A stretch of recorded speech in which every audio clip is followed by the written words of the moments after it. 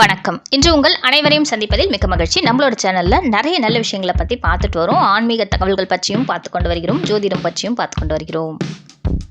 அந்த வகையில் இன்று நாம் தெரிந்து கொள்ளப் போவது திருமண பொருத்தம் 10 என்று சொல்வார்கள். அப்படிப்பட்ட 10 பொருத்தம் என்ன, அது எதை பற்றி சொல்கிறது என்பதை பற்றி தெரிந்து கொள்ளலாம். திருமண பொருத்தம் என்பது 10 பொருத்தம் என்று சொல்லியிருந்தோம். அதில் முதல் பொருத்தம் தின பொருத்தம்.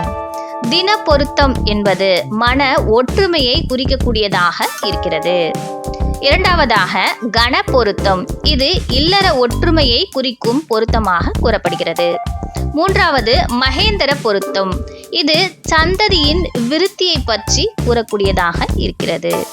நான்காவது பொருத்தம் ஸ்ரீதீகம், அதாவது பெண்களின் ஆரோக்கியத்தை பற்றி கூறக்கூடியதாக இருக்கிறது. திருமண பெண்ணின் ஆரோக்கிய நிலையை பற்றி கூறுவதாக இருக்கிறது.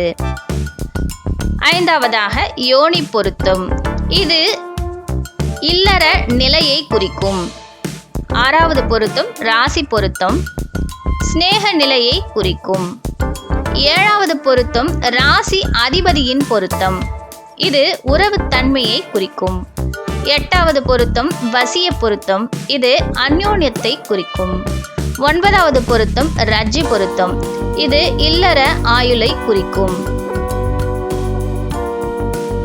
10வது பொருத்தம் வேதை பொருத்தம், இது துன்ப நிலையை குறிக்கும். தேவையான பொருத்தம் என்றால் தின பொருத்தம், கண பொருத்தம், யோனி பொருத்தம், ராசி பொருத்தம், ரஜ்ஜி பொருத்தம். இந்த 5 பொருத்தமும் திருமணத்திற்கு முக்கியமான பொருத்தமாக கூறப்படுகிறது.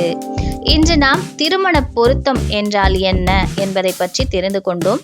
அதில் என்ன பொருத்தம் முக்கியமானவை என்பதை பற்றியும் தெரிந்து கொண்டோம். நாளை வேறொரு பதிவில் சந்திக்கலாம். நன்றி, வணக்கம்.